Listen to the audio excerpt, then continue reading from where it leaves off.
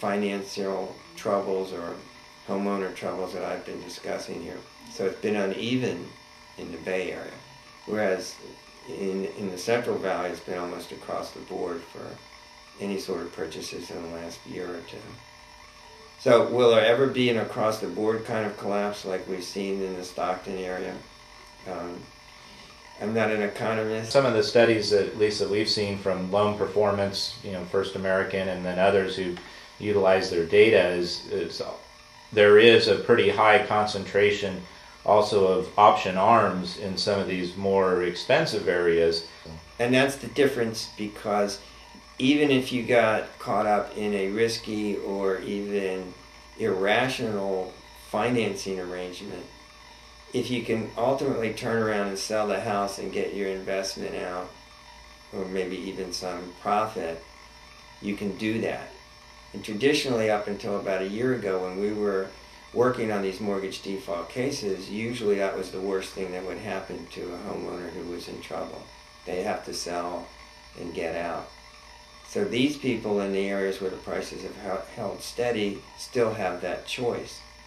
Whereas where the prices have collapsed, that's not a realistic choice anymore. No one's going to buy that house at any level in the ballpark of the price that the person paid for it. So if I paid $700,000 for a house and right now the most I can get for it is $400,000, then I can't sell it and save myself, because that won't cover my debt.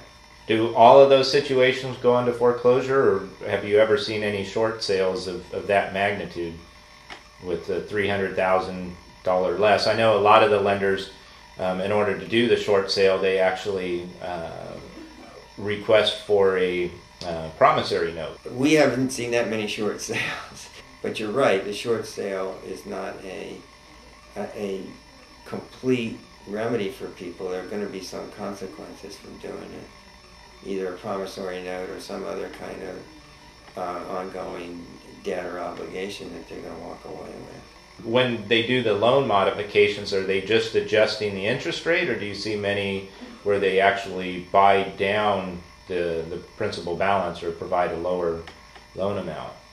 The most we're seeing is that they're freezing the interest rate and allowing some kind of payment plan.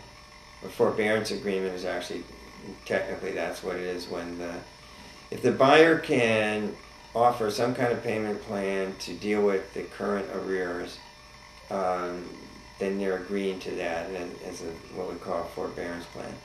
In the modifications, they're tending to tack the money onto the end, so there'll still be some, down the line, there'll still be some results from them having made the modification. Supposedly they'll freeze the rates now if you're current. We have yet to see much actual results from that, or many cases where right now, so far, that's happened. It may be because it's too soon. That must be really frustrating. It is frustrating. It's been very frustrating for my counselors. They're very stressed out. Yeah. So is there any particular race? Do you see a lot more with Hispanic borrowers? I know there's been some success with lawyers, attorneys going after some of the lenders because these people were coerced into a loan supposedly in their native tongue or in Spanish, and then all of a sudden the loan documents are all signed in English. You hear a lot, I didn't know what I was doing, so what does that mean? Statistics that you do track when you receive the phone calls? We only track the nature of the call, type of case we open, and what are called the outcomes. So we track the number of forbearance agreements, number of modifications, number of foreclosures, number of bankruptcies, which of course, that's one thing people are resorting to as well. And that also has negative consequences. But we only track as I said, the number of cases we open and then the outcomes. And we also track for HUD, we track the racial and ethnic and income numbers for each case we open.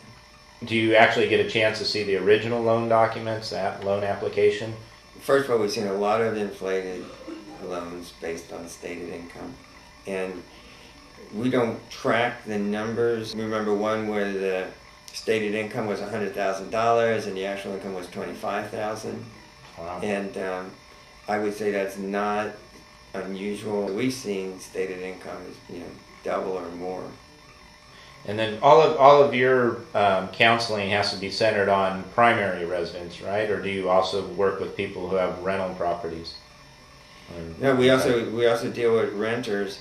And by the way, renters often get seriously harmed in these cases too. We're getting more and more calls from renters who gave the homeowner a security deposit and maybe advance rent. Of course, the homeowner puts all that into the loan payments, and then when the foreclosure goes forward anyway, the renter gets evicted, of course, and loses their security deposit and anything else they put into the property. The notice of defaults are filed with the county, so a really careful renter, particularly if you're renting a single-family home, should check with the assessor's office, I think it's the assessor's office, to see if a notice of default's been filed. No, that's great advice, yeah. Yeah, we're getting a fair number of those calls now of renters who are losing, their investment in the rental property because the foreclosure has first priority over any rental agreement or any other relationship.